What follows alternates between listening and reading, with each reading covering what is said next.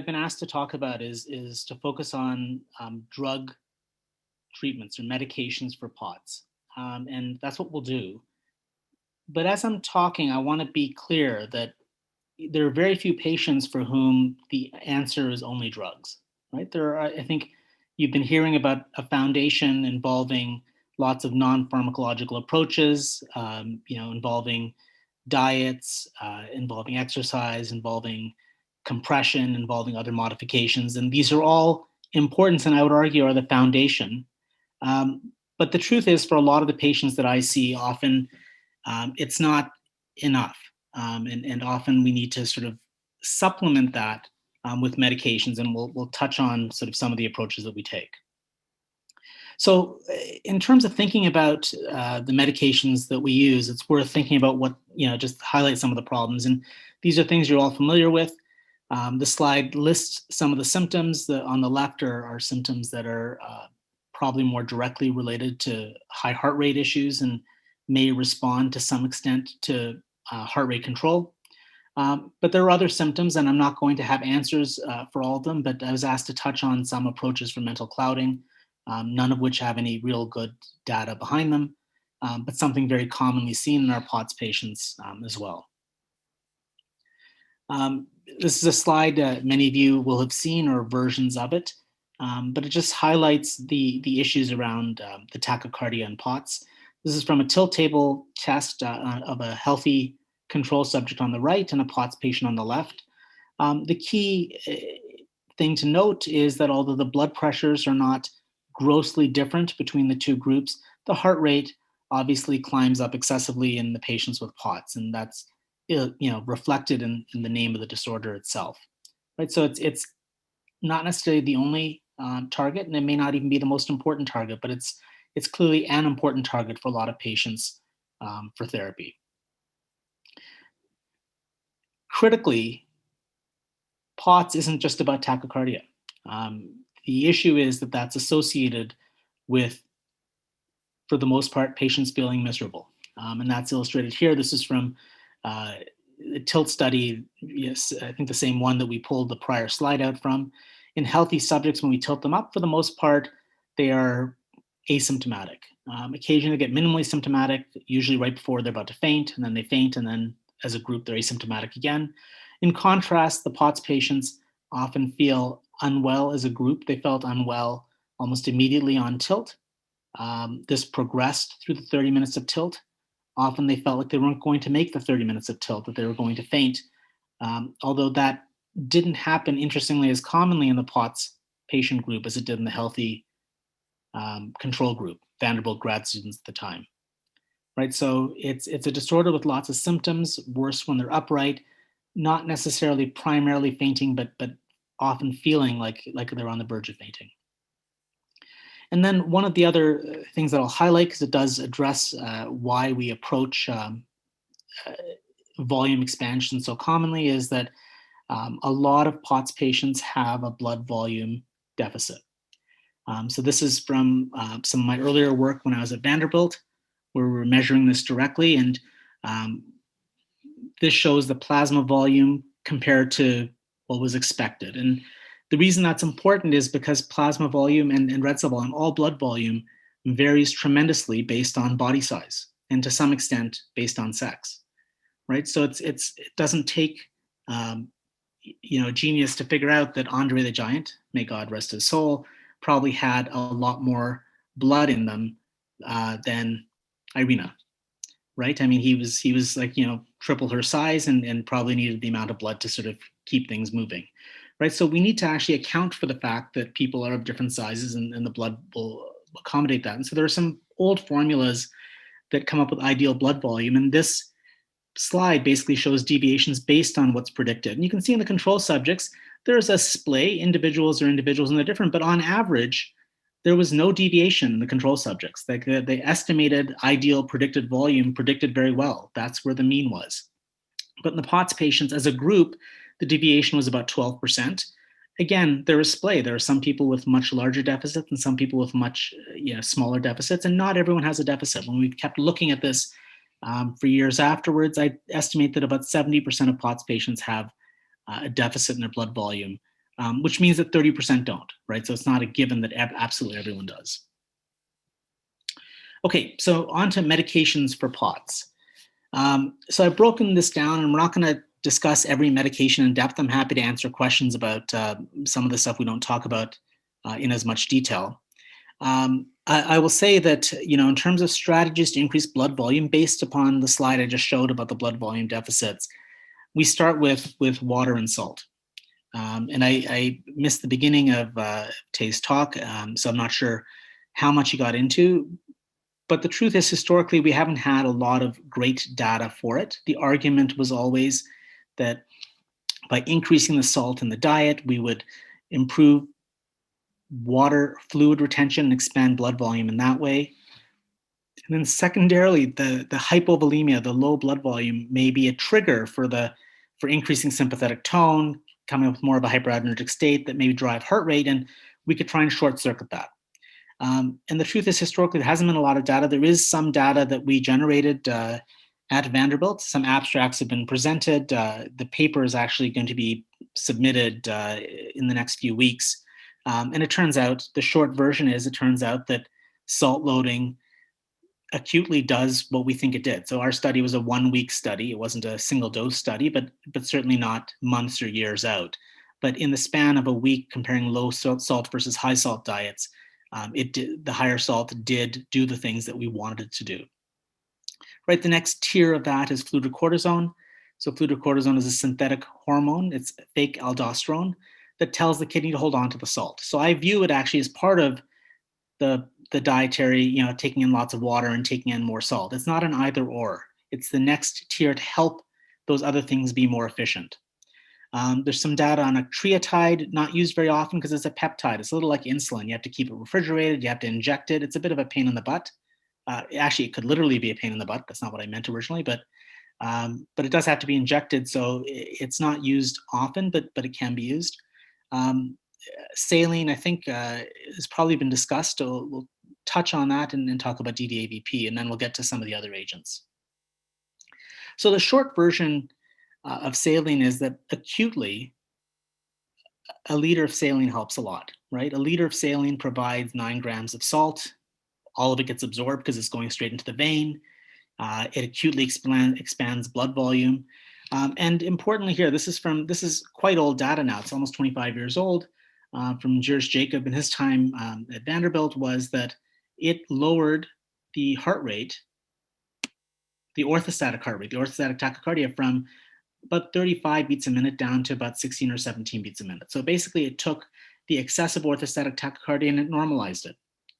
I would estimate that somewhere north of 90 to 95% of patients acutely feel better with saline, right? So certainly, if someone is just decompensating, and I think many of you are probably familiar with this and may have experienced it, where things are just cycling down, you end up in the emergency room, not being able to cope at home.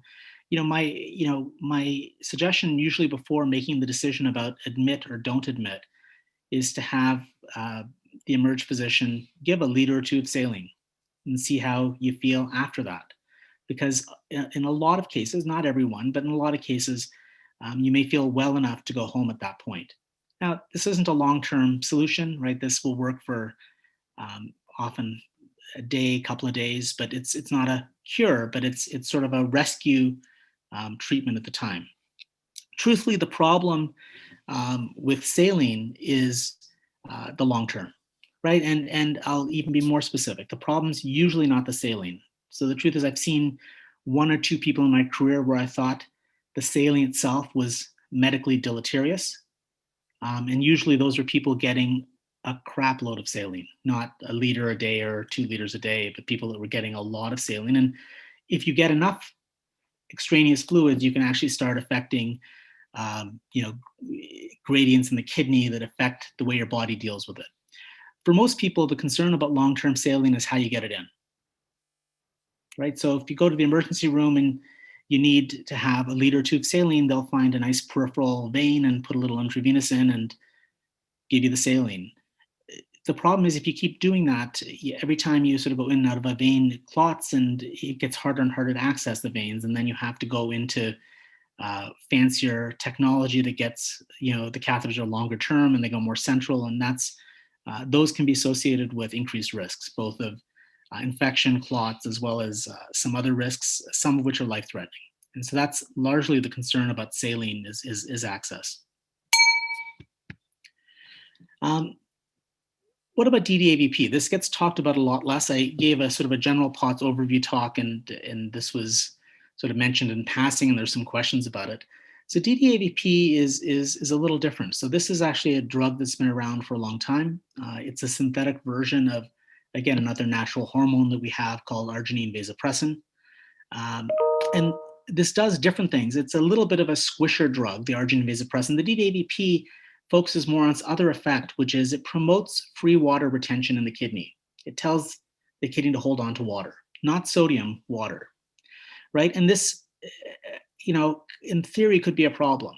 On the one hand, this is a drug that's largely on the market now in terms of this indication for 5-year-old boys that wet their bed, right? So the idea is you give this to them at night so they're less likely to pee at night, right? Because they're going to retain fluid, less likely to produce urine at night, and less likely to wet their bed. So, how bad can it be? If it's safe enough for 5-year-old boys, it's probably a pretty safe drug. And that's true to a point. The difference between the 5-year-old boy and the typical POTS patients, well, there are probably many differences, but one key difference is that we don't tell 5-year-old boys to drink 3 liters of water a day, right? We actually encourage our patients to water load. And so if people are water loading and not getting rid of the water, then you can actually drive your sodium level down. And in theory, you can drive it down to dangerous levels. And hyponatremia, to be clear, is a potentially life-threatening complication. But nonetheless, we sort of wondered if in theory it could be useful in POTS if done carefully. The drug is available either as a tablet, which is how we've largely used it, but it's actually also available as a nasal spray if that's an easier way to get it in. And the idea is that it can be sort of it can lead to acute volume expansion. And so we did study this. Again, this is, you'll see slides similar to this that were part of a larger sort of pilot study, series of pilot studies at Vanderbilt. So these studies all started in the morning and went to about 1 o'clock in the afternoon, over 4 hours. So acute responses. And this shows standing heart rates with DDAVP versus placebo. There was a little bit of benefit, right? Overall, not significantly better. It was a little better, but not impressively so. So we went back and actually gave the DDAVP, but actually had people drink half a liter of water. For those still averse to the metric system, 16 ounces of water. Actually, truthfully, it was 16 ounces because it was in the States, but for those not in the US, half a liter of water-ish. And so when we gave the free water with the DDAVP, that actually did lead to a more robust decrease in heart rate that lasted at least several hours. So I guess the question is, how do you use that? And there are different approaches to it. And truthfully, I don't prescribe this a lot. When I do prescribe it, I use it as a special event drug. And the rationale was this. I'd have patients coming to me, and one of their complaints was that they're really bothered by the unpredictability of their illness, right? So it's Tuesday, they're feeling okay, their friends want to go to a movie on Thursday night, and what they're afraid of is that if they feel like they do today, they're good to go, but Thursday evening is a long way away, and who knows if you'll be able to feel good or not on Thursday evening.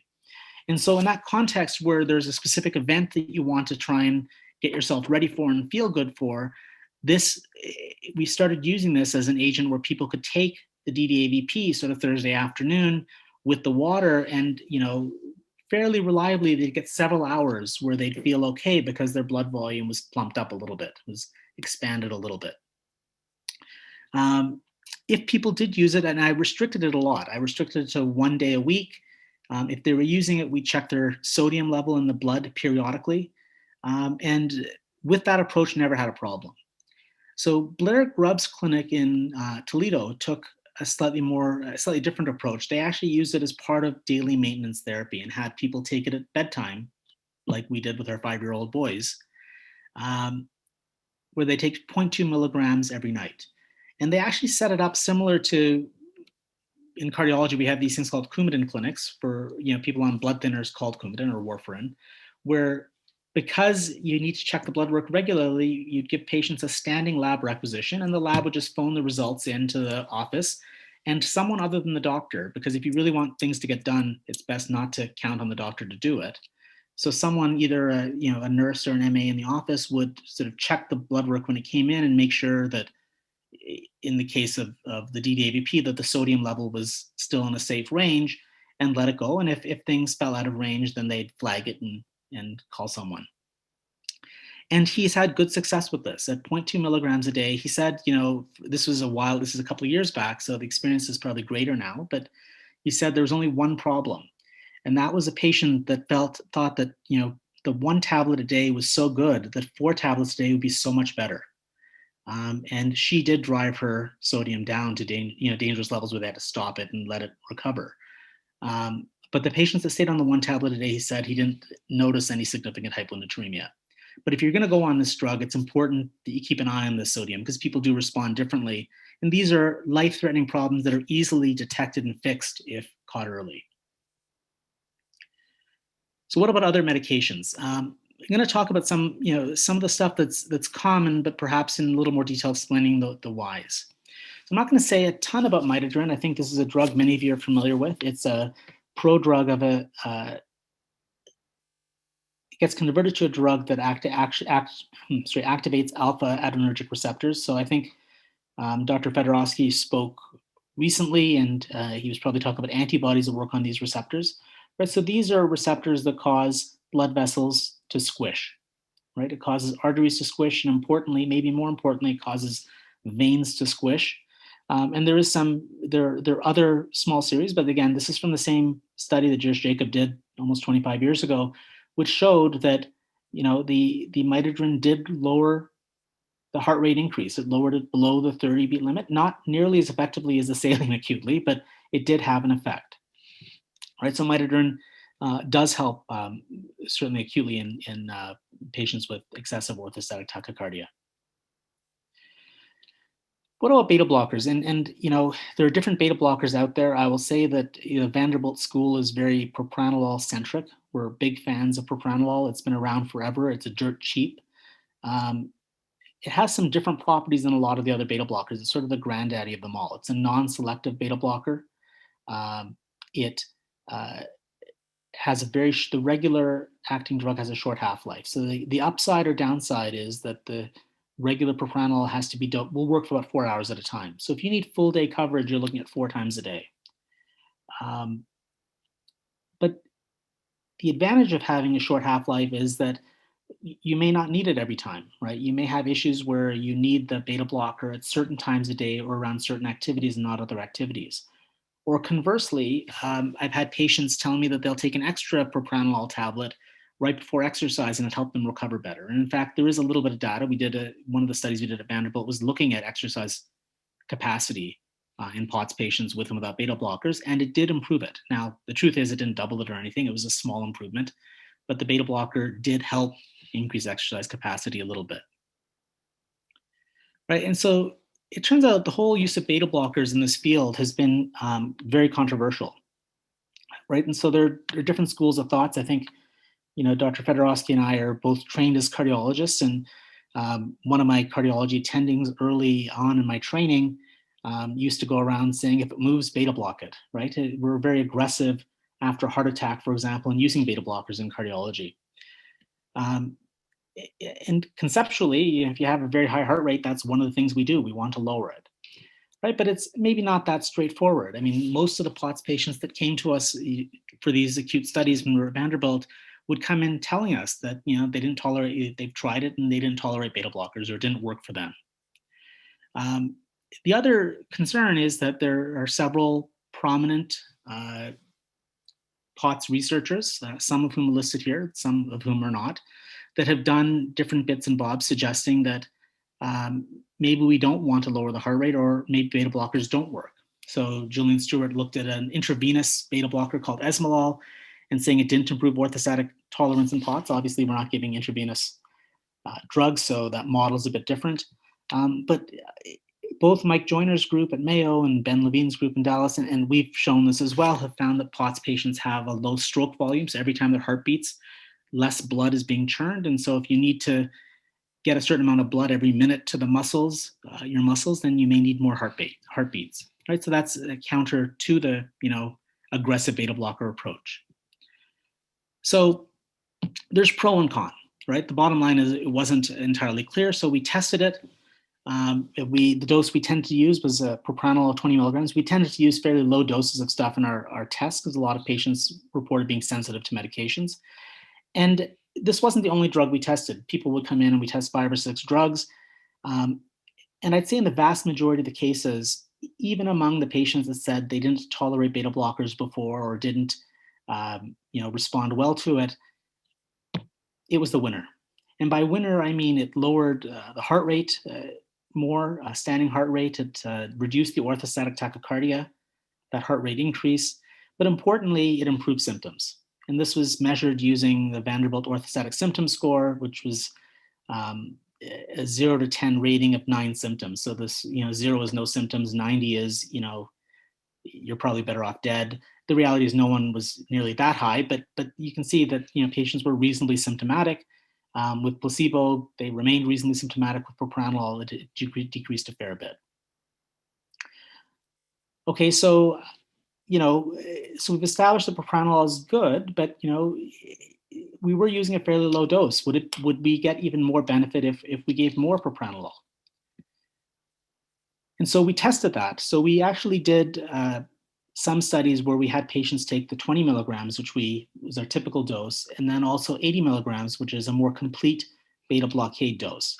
And what we found is that the higher dose of propranolol tended to lower the heart rate more, both upright, not much different sitting, but did lower the orthostatic tachycardia more, right? So on the one hand, yay. But when we looked at symptoms, the benefits started to wear off a little bit. So the symptom improvement was greater with a little bit of beta blockade, right? So the idea of using propranolol, to be clear, or any beta blocker, is you have to understand the goals and why it's being used.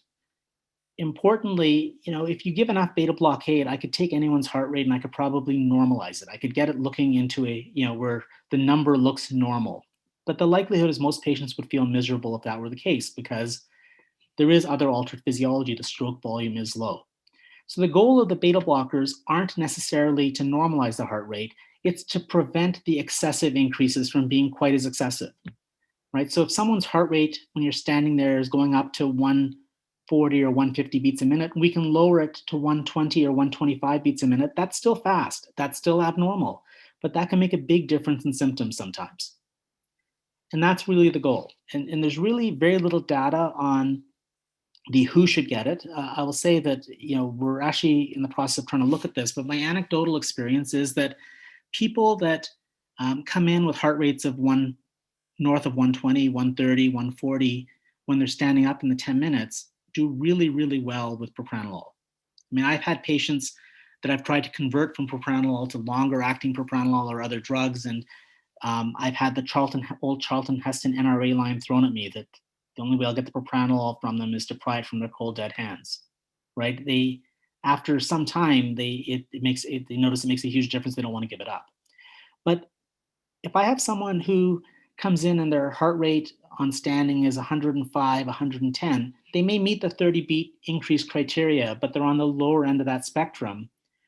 My experience is it's more likely that these are the patients that don't feel a lot better with the propranolol and sometimes feel worse with it and don't tolerate it, right? So to some extent, whether I use it or not depends on how excessive the heart rate is to begin with. And when you do use it, again, the key is not to fix the heart rate. The key is to blunt the increase in heart rate. So what about mestinon or pyridostigmine? So this is a drug in a class called acetylcholinesterase inhibitors, right? So this is the idea is that acetylcholinesterase breaks down acetylcholine in synapses between nerves, so in terms of nerve traffic. And so the net effect of drugs like this is that it increases acetylcholine that's available to go and do its business. And the drug we have the most experience with is pyridostigmine. It goes by Mestinon as a common brand name. And the idea of this was to see if we could come up with a different way of restraining heart rate. So acetylcholine is an interesting neurotransmitter because it's heavily involved in the autonomic nervous system as well as other parts of the nervous system, actually.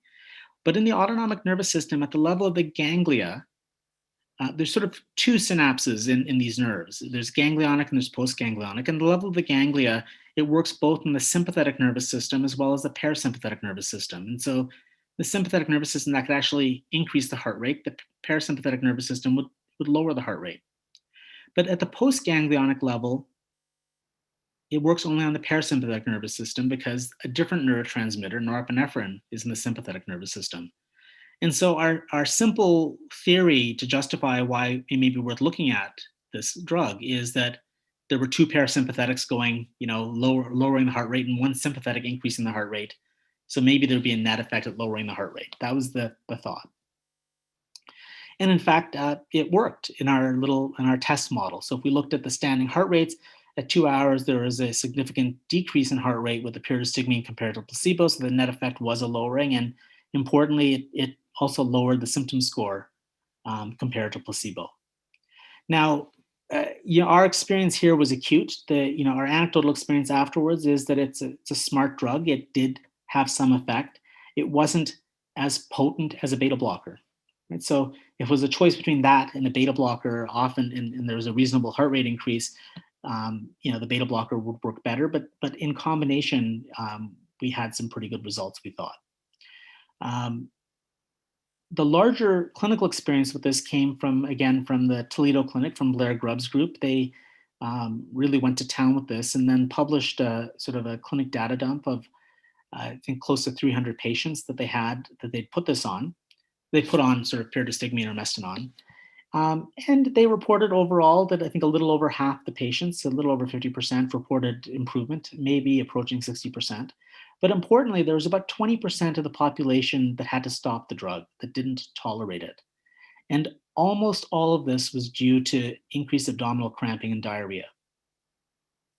So the important lesson that I took from that is that in patients that have sort of a diarrhea predominant IBS type presentation, and there are some POTS patients that do have a lot of diarrhea, I tend to avoid this.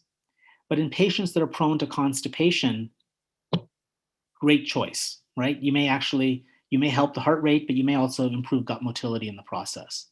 Or you may not, but at least they're not going to suffer the diarrhea consequence usually. A couple of words about Ivabradine. I know this is sort of a popular topic and a drug, realistically in my mind, that has a lot more favorable press than the data currently justifies. That may be changing imminently. This has been around only for a couple of years in North America, but it's been around probably for 15 years or so in England and other parts of Europe, and has been used in POTS patients in that time. And there are a series of case reports and then case series, and one of the larger ones is this one, published just a couple of years ago, again out of the Toledo clinic. So here they've given it to 66 patients. There's some they couldn't follow up. So there are basically almost 50 patients included in the analysis, and of those, a little under 40 reported some improvement. Now, the challenge with these studies are that these were clinic data dumps, so there wasn't an explicit objective rating scale before and after to quantify the improvement. It was more a question when the patients came back saying, hey, did you feel better? But still, that's promising, right? That, 3/4-ish, maybe a bit more, sort of 3/4-ish felt somewhat better. But not everyone loved it, right? So it's worth noting as well that a quarter didn't stay on it, some because of insurance. That's not really so much a side effect, although depending on the healthcare system, maybe. But some didn't actually feel better overall. So 11 of these didn't feel, 16 stopped the medication, but 11 because they didn't feel better with it. Importantly, there's been a randomized trial, at least in a subgroup of POTS patients being conducted in San Diego. It's no longer recruiting. I expect that the results of that will be published soon. And this will I mean, this is great, right? I think it was a 1 month, I think it was a 1 month crossover study, but so patients were on Ivabradine and then placebo with more formal rating. So we're going to get more information on where Ivabradine sort of fits in. And then there's another study that we're conducting in Calgary that's going to be comparing Ivabradine, Propranolol, and placebo. Right, so Ivabradine versus placebo is useful to know whether it does anything, but really, I think one of the things that we want to know both as doctors treating POTS and I suspect as POTS patients is which is better, right? And do we know for individuals how to pick out for specific people which one will be better of the two? A couple of words about IVIG and POTS. I know you've had sort of more formal autoimmune talks and that have probably gone into a lot of detail. I will say that there's not a lot of good data. The best data probably is from this paper from Jill Schofield's group in Colorado and Kamal Chamali, where they had a cohort of patients that they put on IVIG, and they actually had rating scales that they sort of tracked on a monthly basis around infusions. And basically they reported that if patients were among patients treated for at least 12 months, and again, to some extent, you're losing the people that don't respond. So from a trial design point of view, it's problematic. The IVIG did seem to lower autonomic symptoms. So that's what the Compass 31 is, an autonomic symptom burden scale. And if you look at what they're able to do, and I think this may have been a scale they made up, but it looked reasonable in terms of how they were rating it. The patients were more functional that went on it. The challenge is always figuring out who should go on it and how you decide when you've won. And I'm not sure we have the answers to that yet. There is a randomized trial underway that's being led by Steve Vernino in Dallas. And hopefully we'll have answers to that soonish, right? I think that it may have actually finished enrolling, but then they're following patients for a period of time. So we may take a little bit of time to get the answers there. The randomized trial, I think, has been supported by Dysautonomia International's research. We got a research grant, and this is critical, right? Because this is a therapy that is actually quite expensive financially, but also I think the IVIG has had some shortages in terms of access. And if it does work in either all POTS or in a subgroup of POTS patients, without this data, I think it's likely that insurance companies would deny coverage and deny access going forward. So kudos to Dysautonomia International for funding this work and to Dr. Benino for conducting it, because it's very important that we get answers to questions like this. A little bit about issues of brain fog and fatigue, and we're sort of entering into an area where truthfully there's not a lot of data. So take this for what it's worth. This slide just sort of illustrates that there is some work pointing out that there is a problem. This was from an early study at Vanderbilt that was designed to ask the question about whether there was an increased incidence of psychiatric illness in POTS patients. In addition to trying to map to diagnosis, there was a series of psychometric tools that were deployed.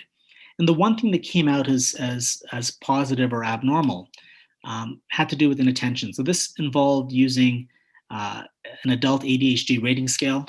And you can see, not surprisingly, that patients with ADHD here in blue had more inattention than both the psychiatrically normal population, shown in black, and the general population, which isn't as psychiatrically normal, but close, but the general population in gray.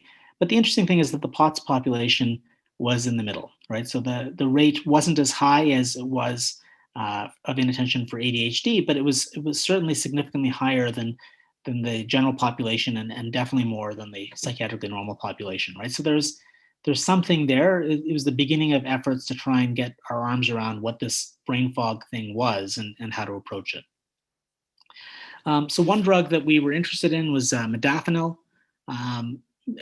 It's not entirely clear exactly how this works. It does work in inhibiting the dopamine transporter.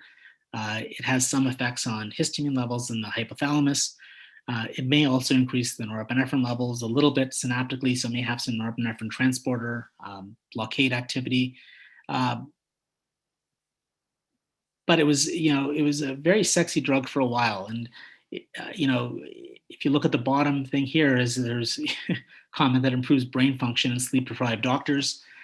There was an article years ago when we were looking at this, that this was a drug of abuse among postdoctoral fellows, that postdocs that use this were slightly more productive than not. And this is around the time when there was a lot of interest in, I think it was around the time of one of the Olympics. And so there was a lot of interest in sort of blood doping related to Olympic activity, and whether modafinil was considered a drug of abuse among professionals.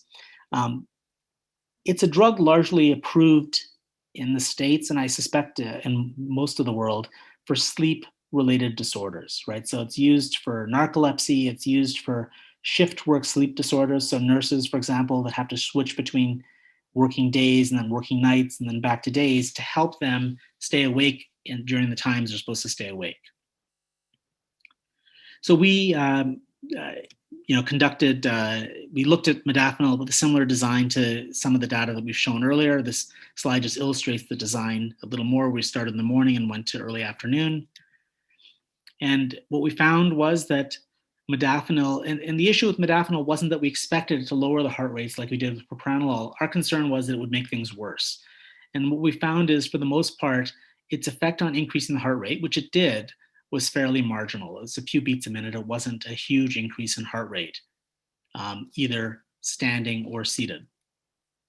So modafinil, again, the data that it actually helps is, in terms of the cognitive stuff, isn't there. And we put in some grants. Those haven't been funded. Stuff that could be done, but there isn't data. But we've used it anecdotally or off-label, and some patients swear by it. Right? I wish I could tell you it was the great panacea, the holy water of brain fog. It's not, right? But there's some patients that have reported they feel better and function better with it. For the most part, we haven't had issues with heart rate complaints. We typically start dosing at 100 milligrams twice a day, which is actually a pretty small dose. Occasionally, we've gone up to 200 twice a day. I've never gone up higher than that. What about norepinephrine transport blockers? So there are lots of drugs, some of which some of you might be on, because they're often for other things. Some are generally hardcore stimulants. Concerta, methylphenidate, Adderall, dextroamphetamines are sort of regular stimulants. Some of these drugs that block the norepinephrine transporter are not, right? So Cymbalta gets a lot of press in the neuropathy world, but it's not primarily thought of as a stimulant. Pristiq is basically a Effexor with a longer patent life, but basically they're the same drug.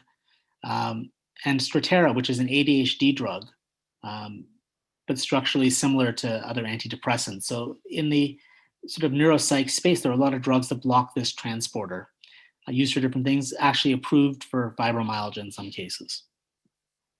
So just a word about the norepinephrine transporter and what it does. So this is one of the postganglionic synapses I was alluding to earlier.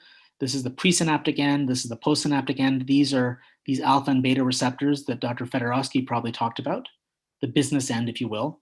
And on the presynaptic end, you have these little vesicles with norepinephrine dots. All these red dots are bits of norepinephrine that get released. And when they get released, they ultimately, a lot of it gets taken back up by these norepinephrine transporters. Think of them as vacuum cleaners sucking the norepinephrine away, right? So you release it and then it's used for clearance. Well, the problem is if you block these norepinephrine transporters, then when you release it, less of it gets taken up and more of it lingers in the synapse and works on these alpha and beta receptors, and the net effect is an increase in sympathetic tone, right? So these tend to rev up the sympathetic nervous system a bit, right? Now, one could argue that could be good or bad in POTS, right? So on the one hand, the increase in sympathetic tone may be driving the higher heart rates and making that worse, and that, could be a bad thing. On the other hand, we talk about a partial neuropathy where maybe there's not enough, action on these receptors causing squish of the vessels and leading to a compensatory tachycardia. And if we can increase the squish on the vessels, maybe that'll reduce the heart rate. So we tested that with a drug with atomoxetine specifically. So probably the most potent norepinephrine transport inhibitor on the North American market. And what we found is that atomoxetine raised the heart rate in POTS patients a lot. It raised it on standing, it raised it while seated, it raised the delta heart rate, it raised the orthostatic tachycardia, and it worsened symptoms. I will say that this is the only drug we tested that significantly worsened symptoms, right? Placebo made symptoms better, right? And that has to do with the diurnal variability of how we did our study. But atomoxetine had the opposite effect. Now, the truth is that I'd be lying if I told you that absolutely everyone in the study did worse. There was about 2/3 of the people did worse, and there was a third that either showed no change, so the symptoms were unchanged, didn't get better or worse, or had a marginal improvement. And this may reflect, there's a challenge with any symptom reporting, but it may also reflect the fact that people are different, and there may be an issue in terms of how sensitive they are to norepinephrine transporters, or how sensitive they are to norepinephrine transport blockers anyway. But as a group, POTS patients should be careful with these medications because in our hands, it made things worse, and I've certainly heard that anecdotally from many patients, but not all. How about SSRIs? We often get the question about whether SSRIs, this is different than SNRIs, right? So the one letter can make a big difference, right? But are SSRIs, selective serotonin reuptake inhibitors, safe in POTS? The short answer is yes, we think, right? So the synapse looks similar to the one I showed you, except instead of norepinephrine, it's serotonin being released, and SSRIs block its reuptake transporter. There are several on the market. The classic is sertraline or Zoloft, but citalopram is one. Lexapro, which is a version of citalopram, is another. These are fairly pure agents, pure SSRIs that have very little effect on the norepinephrine transporter. And so we looked at this mainly to see if this was bad as well, similar to the atomoxetine for POTS patients. And what we found is there was actually really a minimal to no effect on heart rate, either sitting or standing from the sertraline. This is, again, single dose, so take that for what it's worth, but similar to all the other studies that we've shown today. And there may have been a marginal effect on increasing blood pressure, a few points, but not a huge effect on blood pressure. Okay, so I think, so from this, the bottom line is I think it's a safe drug if you need to use it. I wouldn't use it for its heart rate or blood pressure effects, but if you have another reason to use it, it's not going to make the heart rate or blood pressure issues a lot worse. So to summarize, in the issue of drugs for POTS, I think the most important thing is it's not a treatment strategy in and of itself. It can be an important part of a treatment strategy along with other things you've been hearing about. Like I said, I caught the tail end of Tay's talk, but there may have been others talking about other approaches as well. My first line go-to agents are using either propranolol or Midodrine. Like I said, I base that nowadays largely on how high the standing heart rate is when someone first gets to me. If the standing heart rate tends to be higher, I will go with propranolol first. If the standing heart rate is marginal, and by that I mean meeting the 30-beat criteria, but not much above 100, I might start with a drug like Midodrine. They both have similar characteristics in terms of how long each pill will work and involving multiple daily dosing. My experience with POTS patients compared to a lot of other disorders is the drug compliance isn't as much of a problem. And I suspect it's because a lot of patients feel so miserable that if the drug helps, they'll remember to take it. And if they forget, then they feel miserable and then they remember to take it. And so the multiple daily dosing, while not necessarily ideal, is doable, and it may offer some other advantages, like not having to have the drug in your system for 24 hours to take it when you need it. With that, I'll stop and let Irina take back control. Thank you so much, Dr. Raj. Really informative and really interesting presentation as always. We really appreciate your thoughts on this matter. Before I open the floor to the live Q&A, I want to let everybody know that we are seeing your questions. They are coming in at a very fast rate, and we are trying our best to ask doctors the most pertinent questions and as many questions as we can during the time frame that we have available. Unfortunately, we're limited for time, so we can't really answer everybody's questions, but be assured that we are seeing all of them and we are trying to get as many as we can during the time we have allotted. That said, if you're not already familiar with the format, please hover your mouse down to the bottom of your screen and check that box that says Q&A, and feel free to continue asking your questions in that box, and we will try to get to as many as possible during the time that we have available. And Irina, it's Kirsten. I just want to jump in really quick about the questions. The audience does not see all the questions coming in. The only thing that they see in their Q&A are questions that we've answered. So we are not ignoring questions. So the only questions that you'll see running in the audience Q&A are the ones that are being answered. Hope that helps.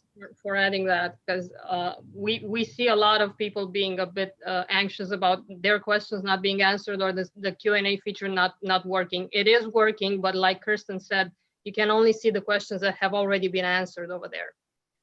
So Dr. Raj, if I may ask with a long line of Q&A for you, we'll get as many as possible, obviously. You mentioned fludrocortisone as being a volume expander that is typically used for POTS. Several people that answered asked this question, are there any long-term concerns when it comes to using fludrocortisone?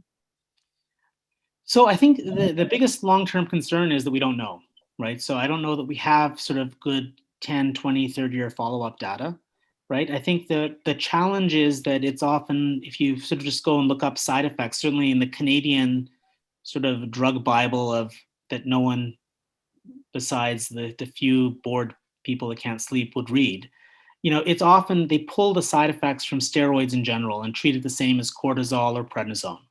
And the truth is that if you gave enough fludrocortisone, a high enough dose, you would get those glucocorticoid side effects that cortisol is designed to treat.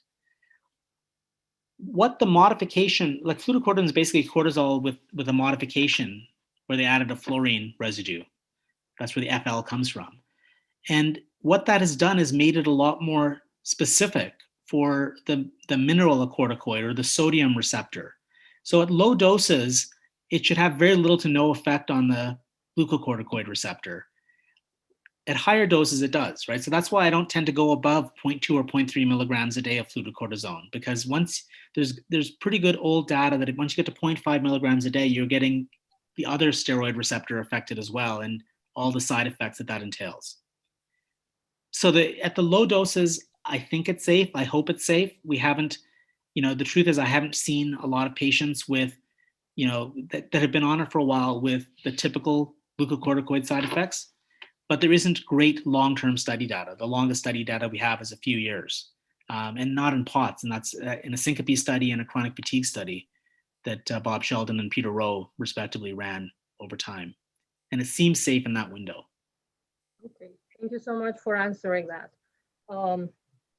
Are there any specific tests that doctors can run that could help determine which medication might work best for a specific patient? No, right? I mean, a lot of it's trial and error. Like I said, I mean, I think, there's even this approach that I suggested about when I tend to use propranolol first versus when I'm more hesitant about it. That hasn't been tested. There's actually no data on that. And I know I see Arthur and Tay are still on. I don't know if they want to jump in and offer their thoughts, but the short answer is for nothing is there data on do this or that, right? I think, I find that a lot of the ancillary tests that we'll sometimes do. So I am a big fan of getting supine and standing norepinephrine levels. If they're very, very high, I'll sometimes use central sympatholytic agents, which I didn't talk about, but these are the drugs like long-acting clonidine or methyl-dopa is my go-to. But that's only if it's really, really high, and that test will help that. I tend to try and pickle everyone with salt and water. But, if you're getting more aggressive about, wanting to use Florinef and not being sure about the long-term side effects, then measuring the blood volume may be useful. If the blood volume is already normal, then you could argue, well, why bother with that? But otherwise, not specifically. Okay, thank you so much for that. How about those of us who present with low or narrow pulse pressure, would there be any specific medication that you would recommend for addressing that? No. I mean, I think a lot of times low pulse pressure is, I mean, it can be due to different things, but in many cases, I think the volume is contracted, right? There's not, a big womp of blood going through that's altering that. But not specific, I don't get too excited about pulse pressure usually. In your opinion, is that something that the majority of the population with POTS should be concerned about or not? Pulse pressure? Yes. No.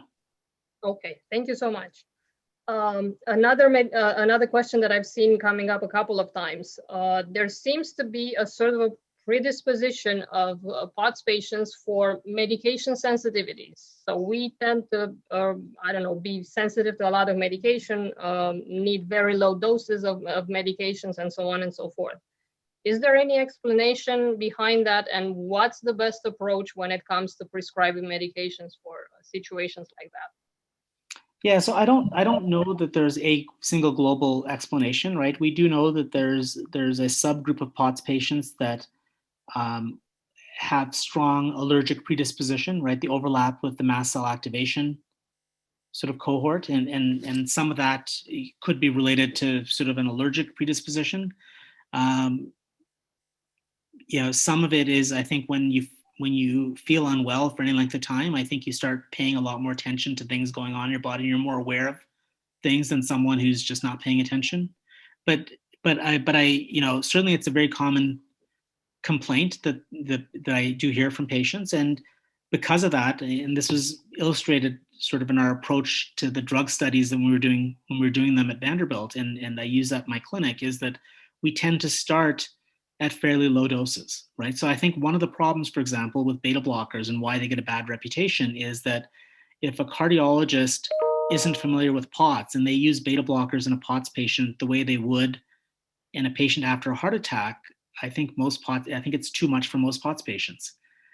Some of the sensitivity might have to do with the altered hemodynamics, right? So a lot of POTS patients have a low stroke volume, right? So they actually do need some of those extra heartbeats. It's just at some point, too many extra heartbeats causes its own problems, and you want to control that. So I think it's probably not a bad strategy for non-POTS patients as well, but I think starting lower with drug doses and building up as opposed to starting really high and backing off when you've caused bad things is probably a good way to go. So I'm guessing that your less is more approach that you published about with propranolol should be applied to every other medication that is used for POTS? For everything, Irina, I would argue that the right dose is the lowest dose that gets the job done, right? Yep. So it's not that dose X is the right dose for everyone. It's a matter of titrating to effect. And if there are 2 doses or 3 doses that give you the same effect, then the lowest dose is less likely to have other side effects or other problems. That definitely makes sense. So thank you for saying that. Now, there's a subset of mast cell activation patients that seem to be sensitive to beta blockers. They can't tolerate them, and they might otherwise benefit from beta blockers. Is there any way to mediate that kind of problem? Are there alternative medications, or are there other approaches that can be used? Sure. So I think so what you say is absolutely true. There are some people that don't tolerate beta blockers. But before I tell you what I do with them, I would argue that the vast majority of people that think they're in that category are not. Right? So if you get beyond I have asthma, I have mast cell, I heard it's bad for this type, and just try it, the vast majority of patients that I see tolerate low-dose propranolol. But not everyone, right? So the truth is there are some people that don't. So usually I'll give it a try unless there's very clear evidence from their history where they've tried it and something specific bad happened. So if they don't tolerate beta blockers, if they don't tolerate other beta blockers, I'll sometimes try propranolol because you can get to lower doses. If they don't tolerate propranolol, this is where Ivabradine, I think, can come in handy. And if that doesn't work, then occasionally for the heart rate restraint issues, we'll sometimes use something like diltiazem or verapamil. The problem with those drugs are that they have an anti-mitoderm-like effect, right? So mitogen squishes the vessels. These calcium channel blockers dilate the vessels as well as lowering the heart rate. So I'm not a big fan of them. I know Dr. Fedorovsky's sort of told me that he's had some good success with them, and I suspect we can get away with them sometimes, but it's not my go-to drug for that reason. But if they really don't tolerate beta blockers, then it absolutely is worth considering drugs like that. You've actually addressed several other questions that were coming in regarding asthma and other kind of health problems that people consider that are counterindicated for beta blockers. I'm hoping that those who answer who asked those questions found your answers helpful. Another question along the lines of medication. Increasing volume is obviously something that is very important for the vast majority of POTS patients. So what is an approach for a severely compromised gastrointestinal patient? So somebody who is unable to keep up with volume intake and might even be refractory to medication. So I guess it really depends on how, I mean, ultimately, I think, from my end, you try and try again. But there are some, and I would argue it's a small minority that really can't, right? That their GI problems are actually fairly severe. Usually these are proximal GI problems. Usually these are stomach problems and not issues of diarrhea or constipation, but more sort of early gastric motility stuff. And that's when we, truthfully, I wish I could tell you I sort of knew all about all, but, I will get, my gastroenterology colleagues involved at that point, even if they're not POTS experts, because the question is, can they use motility drugs to try and help with that? And if the answer is no, then you have to then start sticking things in people, which is less pleasant. But if the problem is proximal gut stuff, then J tubes, so tubes that go into the jejunum to get beyond the stomach, because often the motility problems are at the stomach level, occasionally beyond, but not as often beyond. If you can get beyond that, then you can then feed, because usually if this is an issue, it's not just hydration. Usually it's going to be everything, right? I mean, the fluids are often better tolerated than the more solid things. So often these patients will be losing a lot of weight as well. I mean, the POTS patients don't tend to be huge to begin with, right? But if someone within the POTS realm is relatively well nourished, I find it harder to believe that they can't get the fluids down. But there are some patients that really look, like they haven't been fed in several months, right? Because they're just not keeping anything down. And that's when, I think you do need to get other people involved and look at alternate feeding approaches. Some people resort to parenteral nutrition where you have a central catheter. That's really a last resort. I mean, the vast majority of people that have stomach problems can still be fed through their gut with a tube, and that's preferable to being fed through an intravenous. Thank you so much for that. And I think if you don't mind, one last question before I pass it over to Lauren. Sure. Have there been any studies into subcutaneous immunoglobulin versus IVIG for POTS? Did Lauren ask that question? No. I could have asked it, but no, it didn't come from anyone. I didn't ask it, but I can answer it. So I know that there are people that are on it. I think sub-Q IG, I think, is a little more of a recent phenomenon than IVIG. I think the dosing that you get each time is a little bit different. The anecdotal reports that I've heard are good, but I think, the short answer is I think the data on sub-Q IG and POTS isn't there, but in fairness, the data on IVIG and POTS isn't there yet, but is coming, right? And if the one works, you can sort of test the other, but I suspect the IG part is the important part, not the delivery part. But Lauren, feel free to correct me. Yeah, there has been no trial, no formal study. There have been a few case reports. Actually, Dr. Blichstein has a case report that she's presenting at the American Autonomic Society conference as an abstract next month on 3 POTS patients who received subcutaneous gamma globulin. So a case report is just a doctor reporting what happened in their clinic on a few patients. Hopefully that leads to future research, but we're not there yet. We're just doing the first IVIG trial now. And it kind of made sense to use IVIG first because that is the drug that many more doctors are comfortable using. Using subcutaneous immunoglobulin to treat autoimmune diseases is still a pretty new concept. And even a lot of neurologists aren't with the program yet. So thanks for a great talk, Dr. Raj. Thanks for having me. Dr. Raj, we really appreciate